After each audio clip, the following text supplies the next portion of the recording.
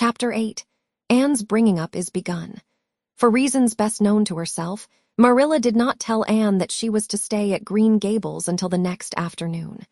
During the forenoon, she kept the child busy with various tasks and watched over her with a keen eye while she did them.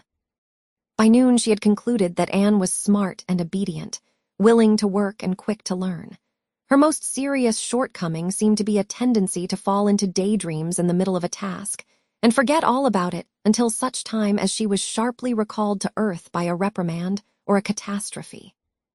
When Anne had finished washing the dinner dishes, she suddenly confronted Marilla with the air and expression of one desperately determined to learn the worst. Her thin little body trembled from head to foot. Her face flushed and her eyes dilated until they were almost black. She clasped her hands tightly and said in an imploring voice, "Oh, please, Miss Cuthbert, won't you tell me if you are going to send me away or not? I've tried to be patient all the morning, but I really feel that I cannot bear not knowing any longer. It's a dreadful feeling. Please tell me." "You haven't scalded the dishcloth in clean hot water, as I told you to do," said Marilla immovably. "Just go and do it before you ask any more questions, Anne." Anne went and attended to the dishcloth.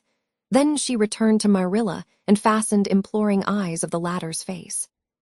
"Well," said Marilla, unable to find any excuse for deferring her explanation longer, "I suppose I might as well tell you. Matthew and I have decided to keep you, that is, if you will try to be a good little girl and show yourself grateful." "Why, child, whatever is the matter?" "I'm crying," said Anne in a tone of bewilderment. "I can't think why. I'm glad as glad can be. Oh, glad doesn't seem the right word at all. I was glad about the white way and the cherry blossoms. But this. Oh, it's something more than glad. I'm so happy. I'll try to be so good. It will be uphill work, I expect, for Mrs. Thomas often told me I was desperately wicked. However, I'll do my very best. But can you tell me why I'm crying?" "I suppose it's because you're all excited and worked up," said Marilla disapprovingly. "Sit down on that chair and try to calm yourself. I'm afraid you both cry and laugh far too easily. Yes, you can stay here and we will try to do right by you. You must go to school, but it's only a fortnight till vacation, so it isn't worthwhile for you to start before it opens again in September." "What am I to call you?" asked Anne. "Shall I always say Miss Cuthbert? Can I call you Aunt Marilla?" "No, you'll call me just plain Marilla. I'm not used to being called Miss Cuthbert, and it would make me nervous." "It sounds awfully disrespectful to just say Marilla," protested Anne. "I guess there'll be nothing disrespectful in it if you're careful to speak respectfully.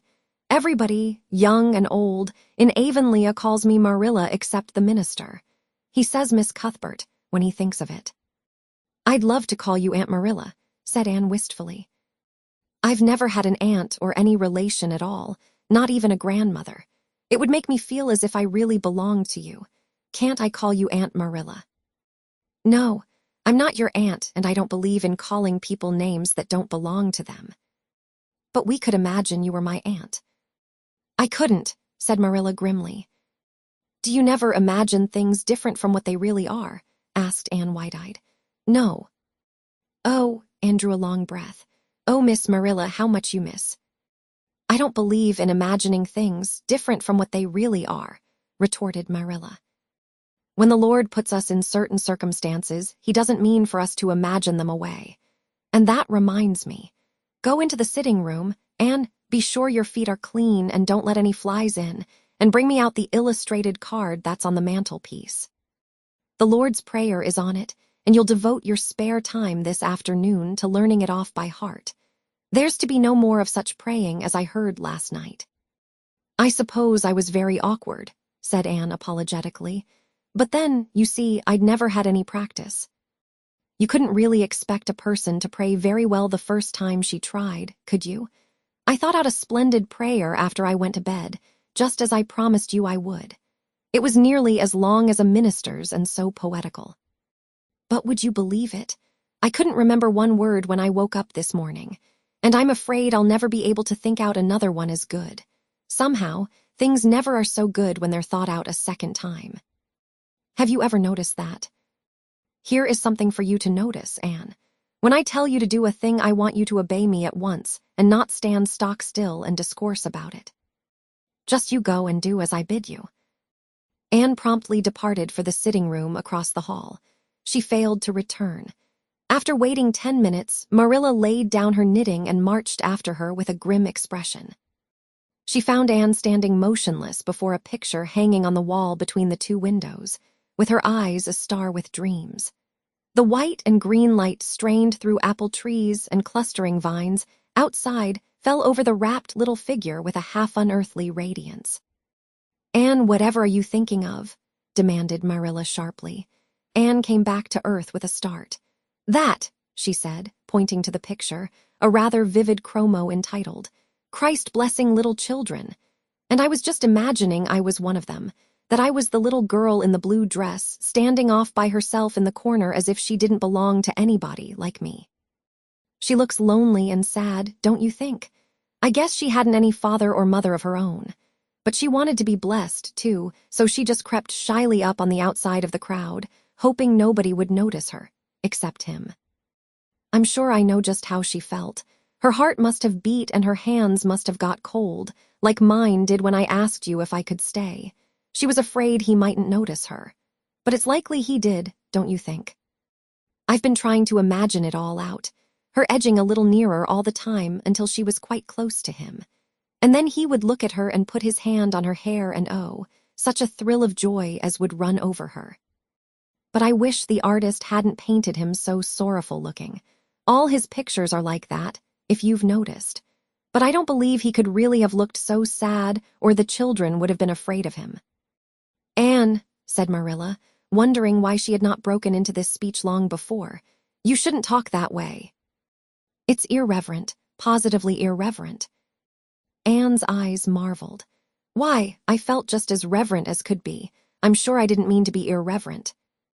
"Well, I don't suppose you did, but it doesn't sound right to talk so familiarly about such things. And another thing, Anne, when I send you after something, you're to bring it at once and not fall into mooning and imagining before pictures. Remember that. Take that card and come right to the kitchen. Now, sit down in the corner and learn that prayer off by heart." Anne set the card up against the jugful of apple blossoms she had brought in to decorate the dinner table. Marilla had eyed that decoration askance, but had said nothing, propped her chin on her hands, and fell to studying it intently for several silent minutes. "I like this," she announced at length. "It's beautiful. I've heard it before. I heard the superintendent of the asylum Sunday school say it over once. But I didn't like it then. He had such a cracked voice and he prayed it so mournfully. I really felt sure he thought praying was a disagreeable duty. This isn't poetry, but it makes me feel just the same way poetry does. Our Father who art in heaven, hallowed be thy name. That is just like a line of music." "Oh, I'm so glad you thought of making me learn this, Miss Marilla." "Well, learn it and hold your tongue," said Marilla shortly. Anne tipped the vase of apple blossoms near enough to bestow a soft kiss on a pink-cupped bud, and then studied diligently for some moments longer. "Marilla," she demanded presently, "do you think that I shall ever have a bosom friend in Avonlea?" A what kind of friend?" "A bosom friend, an intimate friend, you know, a really kindred spirit to whom I can confide my inmost soul. I've dreamed of meeting her all my life. I never really supposed I would, but so many of my loveliest dreams have come true all at once that perhaps this one will, too." "Do you think it's possible?" "Diana Barry lives over at Orchard Slope, and she's about your age. She's a very nice little girl, and perhaps she will be a playmate for you when she comes home. She's visiting her aunt over at Carmody just now. You'll have to be careful how you behave yourself, though. Mrs. Barry is a very particular woman. She won't let Diana play with any little girl who isn't nice and good." Anne looked at Marilla through the apple blossoms, her eyes aglow with interest. "What is Diana like? Her hair isn't red, is it? Oh, I hope not. It's bad enough to have red hair myself, but I positively couldn't endure it in a bosom friend." "Diana is a very pretty little girl. She has black eyes and hair and rosy cheeks, and she is good and smart, which is better than being pretty." Marilla was as fond of morals as the Duchess in Wonderland, and was firmly convinced that one should be tacked on to every remark made to a child who was being brought up. But Anne waved the moral inconsequently aside and seized only on the delightful possibilities before it. "Oh, I'm so glad she's pretty. Next to being beautiful oneself, and that's impossible in my case, it would be best to have a beautiful bosom friend. When I lived with Mrs. Thomas, she had a bookcase in her sitting room with glass doors. There weren't any books in it. Mrs. Thomas kept her best china and her preserves there when she had any preserves to keep. One of the doors was broken. Mr. Thomas smashed it one night when he was slightly intoxicated. But the other was whole, and I used to pretend that my reflection in it was another little girl who lived in it. I called her Katie Morris, and we were very intimate. I used to talk to her by the hour, especially on Sunday, and tell her everything. Katie was the comfort and consolation of my life. We used to pretend that the bookcase was enchanted, and that if I only knew the spell I could open the door and step right into the room where Katie Morris lived, instead of into Mrs. Thomas' shelves of preserves and china. And then Katie Morris would have taken me by the hand and led me out into a wonderful place, all flowers and sunshine and fairies, and we would have lived there happy forever after. When I went to live with Mrs. Hammond, it just broke my heart to leave Katie Morris. She felt it dreadfully, too, I know she did, for she was crying when she kissed me goodbye through the bookcase door. There was no bookcase at Mrs. Hammond's, but just up the river, a little way from the house, there was a long green little valley, and the loveliest echo lived there. It echoed back every word you said, even if you didn't talk a bit loud. So I imagined that it was a little girl called Violetta, and we were great friends, and I loved her almost as well as I loved Katie Morris. Not quite, but almost, you know. The night before I went to the asylum, I said goodbye to Violetta, and oh, her goodbye came back to me in such sad, sad tones. I had become so attached to her that I hadn't the heart to imagine a bosom friend at the asylum, even if there had been any scope for imagination there. "I think it's just as well there wasn't," said Marilla dryly. "I don't approve of such goings-on. You seem to half believe your own imaginations. It will be well for you to have a real live friend to put such nonsense out of your head. But don't let Mrs. Barry hear you talking about your Katie Morrises and your Violettas, or she'll think you tell stories." "Oh, I won't. I couldn't talk of them to everybody. Their memories are too sacred for that. But I thought I'd like to have you know about them. Oh, look, here's a big bee just tumbled out of an apple blossom. Just think what a lovely place to live, in an apple blossom. Fancy going to sleep in it when the wind was rocking it. If I wasn't a human girl, I think I'd like to be a bee and live among the flowers." "Yesterday you wanted to be a seagull," sniffed Marilla. "I think you are very fickle-minded. I told you to learn that prayer and not talk. But it seems impossible for you to stop talking if you've got anybody that will listen to you. So go up to your room and learn it." "Oh, I know it pretty nearly all now, all but just the last line." "Well, never mind, do as I tell you. Go to your room and finish learning it well, and stay there until I call you down to help me get tea." "Can I take the apple blossoms with me for company?" pleaded Anne. "No, you don't want your room cluttered up with flowers. You should have left them on the tree in the first place." "I did feel a little that way, too," said Anne. "I kind of felt I shouldn't shorten their lovely lives by picking them. I wouldn't want to be picked if I were an apple blossom." But the temptation was irresistible. What do you do when you meet with an irresistible temptation?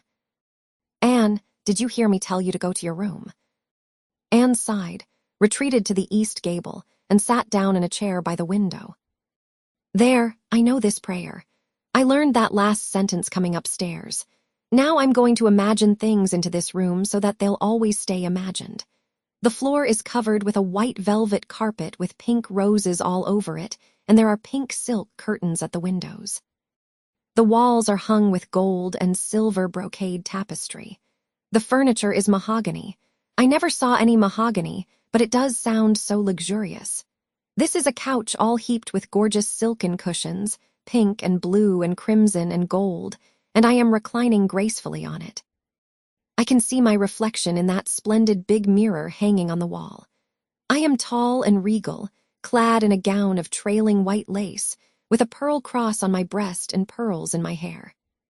My hair is of midnight darkness, and my skin is a clear ivory pallor. My name is the Lady Cordelia Fitzgerald. No, it isn't. I can't make that seem real. She danced up to the little looking-glass and peered into it. Her pointed freckled face and solemn gray eyes peered back at her.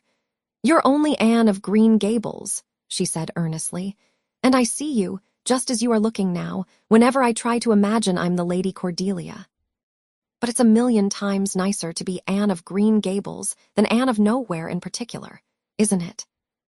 She bent forward, kissed her reflection affectionately, and betook herself to the open window. "Dear Snow Queen, good afternoon." "And good afternoon, dear birches down in the hollow. And good afternoon, dear gray house up on the hill. I wonder if Diana is to be my bosom friend. I hope she will, and I shall love her very much. But I must never quite forget Katie Morris and Violetta. They would feel so hurt if I did, and I'd hate to hurt anybody's feelings, even a little bookcase girl's or a little echo girl. I must be careful to remember them, and send them a kiss every day." Anne blew a couple of airy kisses from her fingertips past the cherry blossoms, and then, with her chin in her hands, drifted luxuriously out on a sea of daydreams.